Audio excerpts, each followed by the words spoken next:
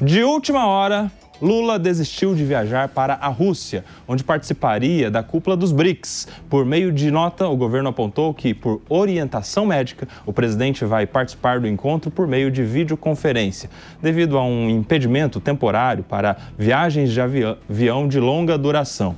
O que aconteceu? Lula sofreu um acidente doméstico e teve um ferimento na cabeça, segundo o boletim médico divulgado neste domingo. Lula deu entrada no hospital sírio-libanês da capital paulista com um corte na cabeça. O caso não foi considerado grave, mas a orientação do médico Roberto Calil Filho foi para que Lula evitasse o esforço prolongado da viagem. Vamos começar esse debate? Eu quero muito a opinião do Luiz Fernando Pacheco. Meu amigo, Pachecão, se o presidente pode participar por videoconferência, nada melhor que ficar aqui no território brasileiro. Ou a ida do presidente presencialmente a esse encontro com outros líderes mundiais de relevância seria importante para o Brasil nesse momento? Olha, Nelson, acho que sem dúvida seria importante a participação presencial do presidente. Agora, se a equipe médica que está cuidando dele nesse acidente doméstico que ele teve recomendou que ele não vá, e havendo a possibilidade dele participar por meios eletrônicos, via Zoom, eu acho que foi a melhor medida, né? Para todos nós,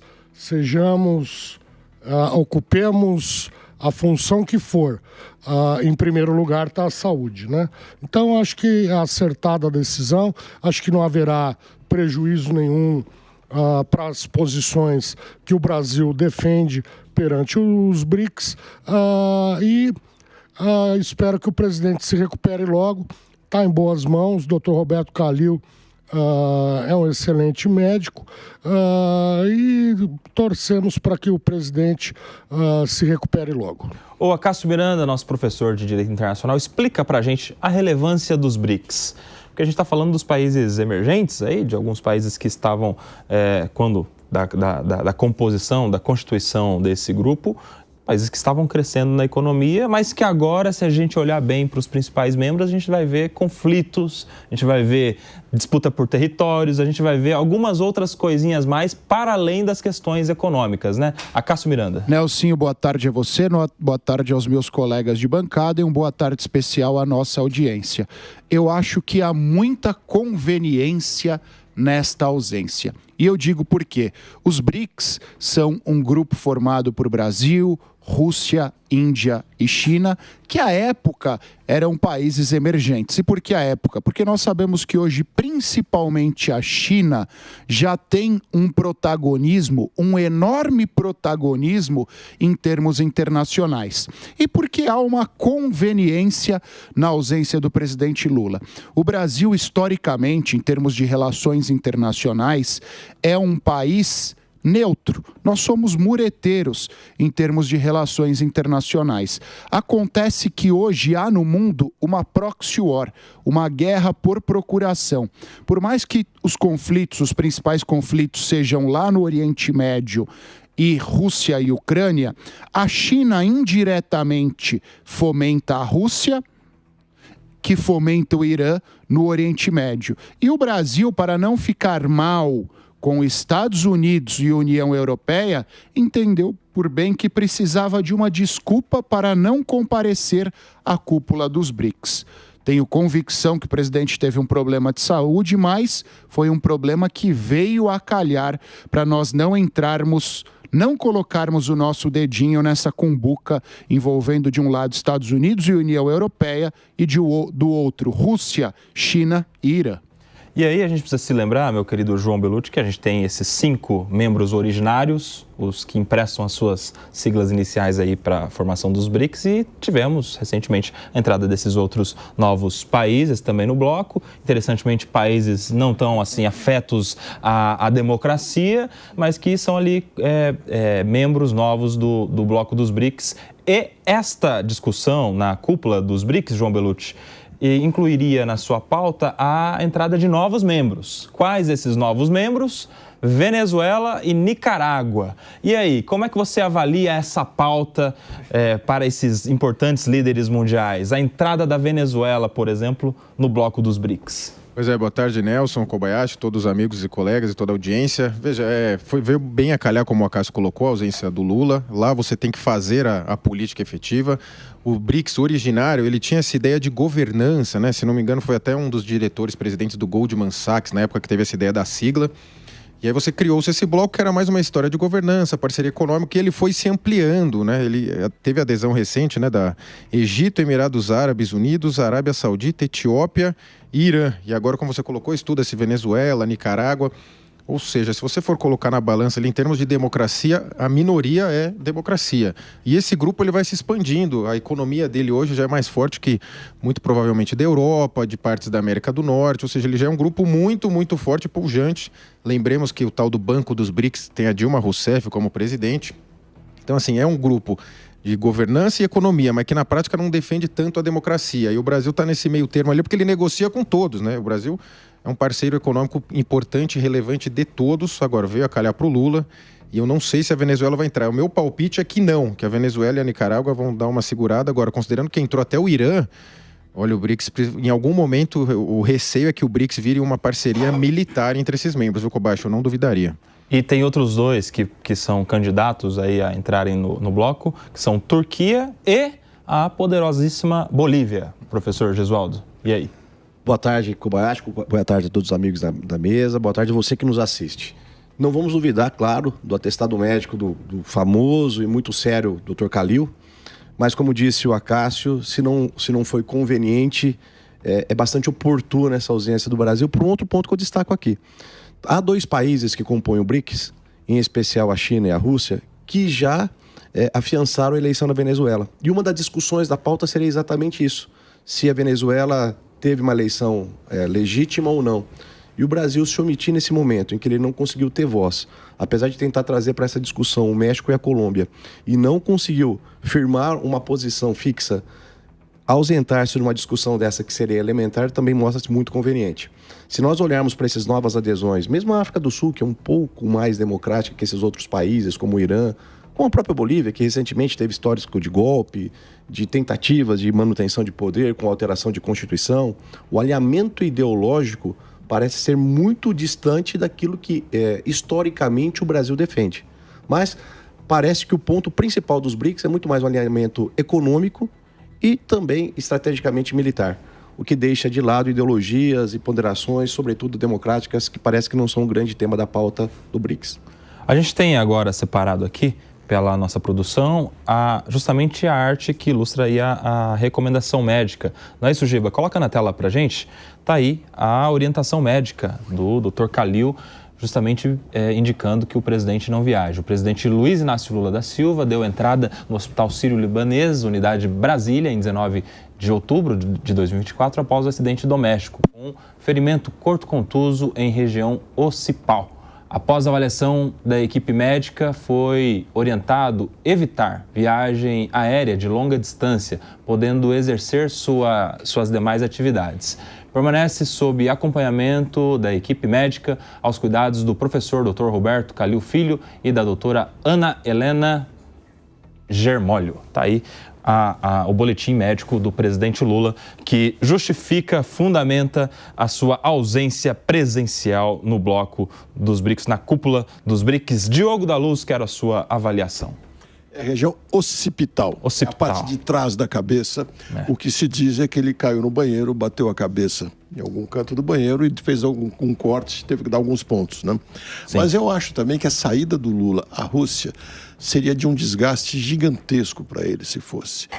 Se foi casualidade, se não foi casualidade, não é o que vem ao caso, mas ele deveria mesmo não ir, deveria arrumar um bom motivo para não ir à Rússia, porque ir num país que está invadindo outro país que nada fez contra este primeiro e falar mal de Israel, dizendo que os israelenses que estão abusando, torna a coisa muito difícil. Ainda mais, discutir Venezuela, a entrada da Venezuela ou não nos BRICS, mesmo que essa discussão não viesse, discutir a validade da eleição, quando o Maduro tanto critica o próprio Lula e o Lula faz de conta não ouvir e continua, digamos, não tecendo nenhuma palavra contrária à Venezuela, seria desgaste atrás de desgaste. O Pacheco, além da reunião com o bloco ali, com o colegiado dos BRICS, o presidente Lula também teria reuniões individuais, tanto com o Putin, da Rússia, quanto com o Xi Jinping, da China. E isso envolveria questões econômicas e algumas outras questões envolvendo esses conflitos em que estão envolvidos esses importantes países. Como é que fica numa conversa, imagino eu, do presidente Lula com o líder chinês as questões das guerras? Porque se o presidente Lula quer se colocar como o propagador da paz, por outro lado, a China está entrando em qualquer... Não pode ver um conflito que entra, está parecendo o nosso querido Felipe Monteiro. Não pode ver um conflito que ele vai lá e entra. Como é que seria essa conversa entre os dois? Olha, Kobayashi, eu queria dizer o seguinte, essa conveniência que os colegas têm apontado na ausência do presidente Lula, ao meu ver, ela não tem embasamento real, já que o presidente irá participar, sim, da reunião dos BRICS, apenas por videoconferência. Que não tem aquela foto constrangedora. Não tem a foto, é verdade. Tem que ser uma print da tela, mas né? As discussões estarão em pauta e também, até onde estou informado, as reuniões bilaterais entre o Brasil e outros países componentes do bloco estão mantidas. A China hoje, ela procura ser o que até então nós temos visto na história dos Estados Unidos. Os Estados Unidos sempre se meteu em conflitos no mundo inteiro. E a China, que hoje é uma potência econômica grandiosa, também tem essa pretensão e, ao meu ver, desastrosamente está entrando e comprando conflito dos outros. Isso me parece muito ruim, ainda mais considerando o tamanho da China, né? O maior país do mundo em habitantes, né? E um dos maiores em economia. E um dos maiores em economia. Então, isso eu acho muito deletério. A experiência dos Estados Unidos, principalmente a partir da metade do século passado, do pós-guerra, né, da Segunda Guerra Mundial, a experiência dos Estados Unidos me parece mais negativa do que positiva. E agora você tem um outro player aí com esse mesmo tipo de política internacional, não me parece nada bom e é algo que, de certa forma, me assusta. E um outro player antagônico, o que agrava ainda mais, né? Agora eu quero falar com vocês, tá muito calmo esse debate aqui, eu quero saber de vocês se o Putin viesse para o Brasil, seria preso? Porque o Vladimir Putin também já tinha confirmado que não virá ao Brasil para a cúpula do G20 no Rio de Janeiro, um encontro que poderia contar com a presença do líder russo. Só que tem um detalhe aí que o Acácio Miranda vai nos explicar, que é o Putin tem mandado de prisão aberto contra ele pelo TPI, Tribunal Penal Internacional, sediado em Haia, na Holanda. E o Brasil, como um dos países signatários do Tratado de Roma, é assim que se chama, né? Tratado de Roma, deveria reconhecer a autoridade do TPI e prender o Vladimir Putin. E na prática, isso aconteceria, meu querido Acácio Miranda? Se o Putin desembarca no Brasil, o Lula tem que dar voz de prisão para ele? Como é que é? Não necessariamente o Lula, mas é importante a gente frisar o seguinte, o Brasil, e está na nossa Constituição, artigo 3º para artigo 5º, parágrafo 3º. O Brasil é signatário do Tratado Internacional que instituiu o Tribunal Penal Internacional, sediado em Haia, mas a tipificação das 4 condutas a serem julgadas pelo TPI se dá pelo Estatuto de Roma.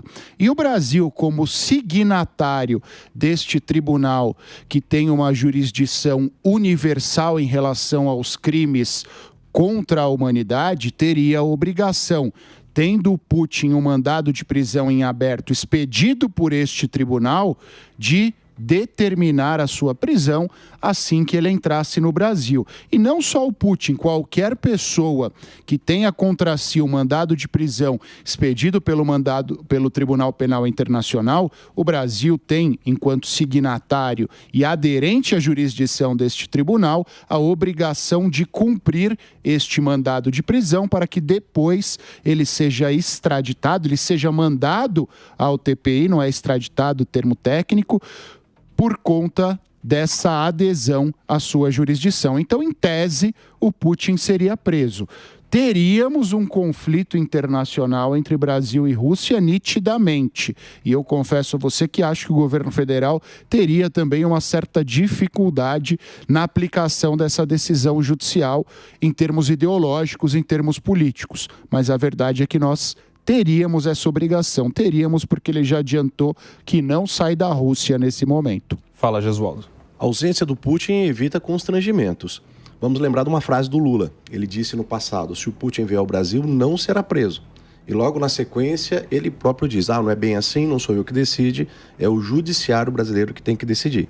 E como bem explicou Acácio, com base na Constituição Federal, no artigo, ora citado no artigo 5º, parágrafo 3º, o Brasil seria obrigado a cumprir esse mandado de prisão expedido, o que geraria um constrangimento diplomático para todos os envolvidos. Portanto, em bom tempo, e acho que usando até de um equilíbrio, o Putin disse que não vem ao Brasil para evitar constrangimento para todas as partes. Isso é o que diz a Constituição, o que se espera da aplicação dos tratados internacionais que o Brasil reconhece como válidos para aplicação aqui no território brasileiro, mas na prática a teoria é outra, né, o Pachecão? Na prática, você acha que se o Putin vem, a Polícia Federal prende o Putin? Olha, Nelson, eu queria dizer a você, aos nossos colegas e ao nosso público o seguinte, o presidente Lula fez bem ao voltar atrás naquela primeira declaração de que o Putin aqui não seria preso.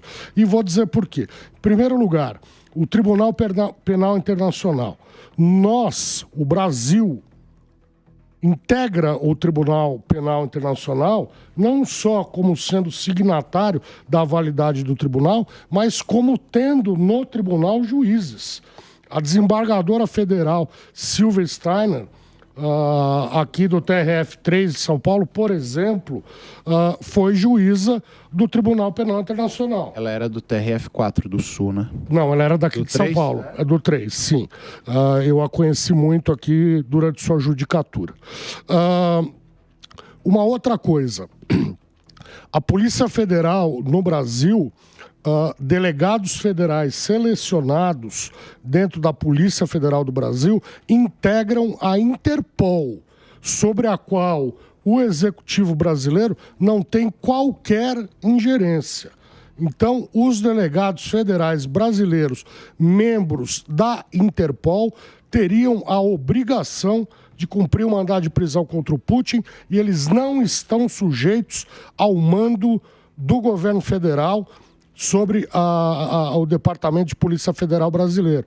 Então, o Putin, se viesse, certamente seria preso. De extrema conveniência, que ele não cause... conveniência para ele, né? Que ele se proteja e, de certa forma, conveniência ao Brasil para que nós não entrássemos nessa batalha inglória aí, que ao final de contas não é nossa. O Belucci, você sabe como é que eu analiso isso? O Putin decidindo não vou ao Brasil, como ele já adiantou. Ele não está preocupado consigo, não, porque eu acho que ele tem a certeza de que ele não seria preso. Ele tem força militar, força bélica lá, né, a perder de conta. Eu acho que ele tem a certeza de que ninguém prenderia ele. Ele se preocupa, nesse caso, com o companheiro.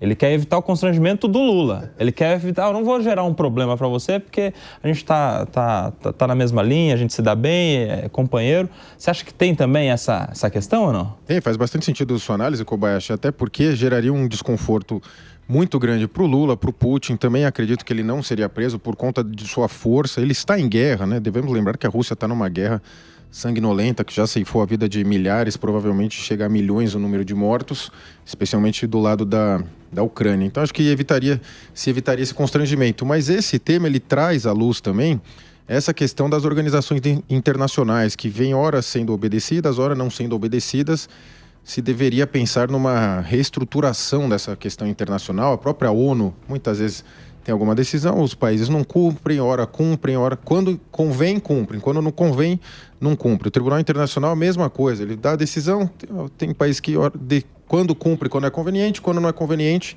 não cumpre. Agora, a única certeza aqui no Brasil, Kobayashi, é que seria sob a vigência das leis internacionais, dos acordos internacionais, que são recepcionados pelo sistema jurídico brasileiro. Agora, caso, num cenário muito hipotético, o Putin fosse preso, certamente já muita gente defenderia para ele a imediata audiência de custódia e ele seria solto na sequência, viu?